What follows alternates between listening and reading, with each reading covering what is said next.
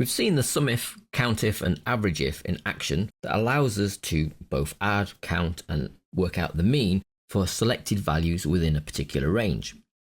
Where we can take that functionality one step further is to allow the multiple use of criteria, both in the CountIF, the SumIF and the AverageIF, that will allow us to populate a table like this that we have in our fruit data underscore multiple criteria, where we can ask it to count how many banana sales in January. So instead of counting in one table the banana sales and another table count the January sales, we can count both things at the same time. We're effectively checking for bananas in January, apples in January, pears in May, to fill out this whole table of data.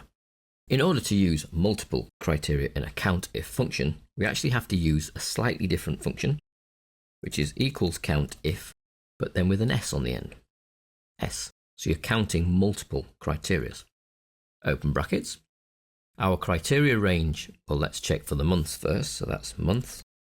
And the criteria is January, comma. Then we can add in our second criteria range, which is the fruit. And that's going to check for banana, close brackets. Now you could add a third, a fourth and a fifth criteria if you wanted to, if you could make the table make sense in the presentation of the data. But this will now check for F3, which is January in the blue range, and G2, which is banana, in the purple range, which is our fruit. And we can see that when we press return, that pulls back the value 5. So there are 5 banana sales in January.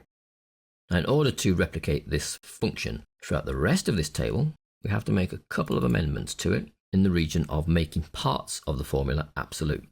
Now the ranges are absolute, so they're okay. It will always check the right month, it will always check the right fruit columns. But what we want to do is, as we copy this formula down, we need it to check a different month. And as we copy it to the right, we need it to check a different fruit. So as it drags down, we do want it to change the row number. But as we drag it to the right, we don't want it to change column F.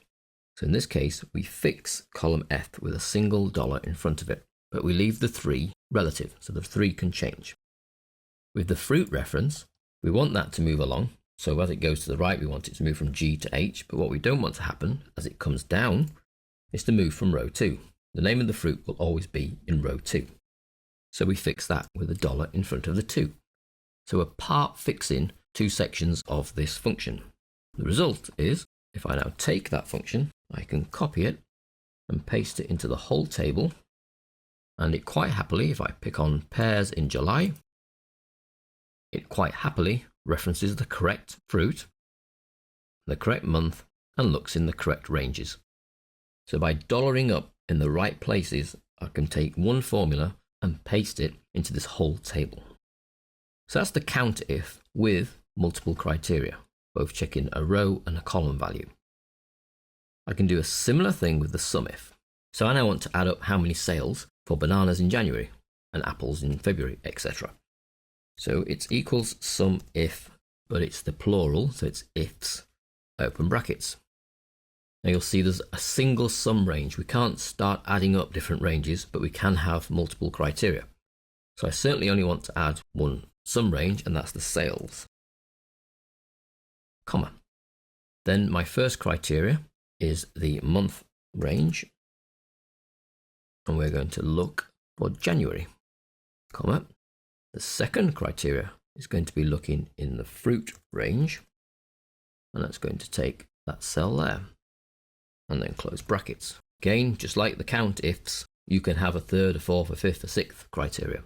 So here in the SumIf, I'm adding up the sales values, so they're in blue, where F3, so the purple, is in the red range, and G2, so the tulip pink, is in the green range, the fruit. And that will work for us and tell us that we sold $120 worth of bananas in January. Just like the CountIf, I then need to add dollars in the appropriate place so that I can copy and paste this formula without having to retype it. So I need to dollar up the months so that they do not change their column as we copy this formula. So it's $F, and we need to dollar up the row of the fruit reference so that it too doesn't change as I copy and paste. So we can then copy that formula, highlight all of the cells we want to paste into, and paste. And we can see the total dollar value for each fruit in each month. Again, a quick double check of a couple of them. This one here is selecting strawberries in September, and that's correct. And this one here is apples in November. So we know that the function is working and that we've dollared in the right places so that when we paste, it still continues to work in the right cells. Now the last sheet, the AverageIF, is very similar to the SumIF. So very similar, I'm actually going to copy that cell there, the banana one, come to AverageIF and paste. Now the name sales already exists. Click yes to use that version of the name, or no to rename the version of sales you're moving or copying. That's because we're copying a formula that references a different sheet.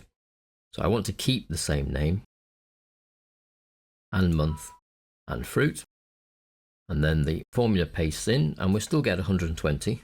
All I need to now do is change the SumIfs to AverageIFs. Same average range, so it's looking down the sales column, it's checking January in the month column and bananas in the fruit column. I already also have the dollars in the right place, so if this formula works on the average, I can carry on and do a copy and paste into all of the cells. The average value of the banana sales in January is $24. We can then copy and paste that AverageIFs function throughout that whole little table, and it works out the average dollar value. Pick on the kiwis. So average dollar value for kiwis sold in June is 46.2. So that's AverageIFs, SumIfs, and CountIfs. We need that extra S at the end to then be able to allow us to define secondary and tertiary criteria.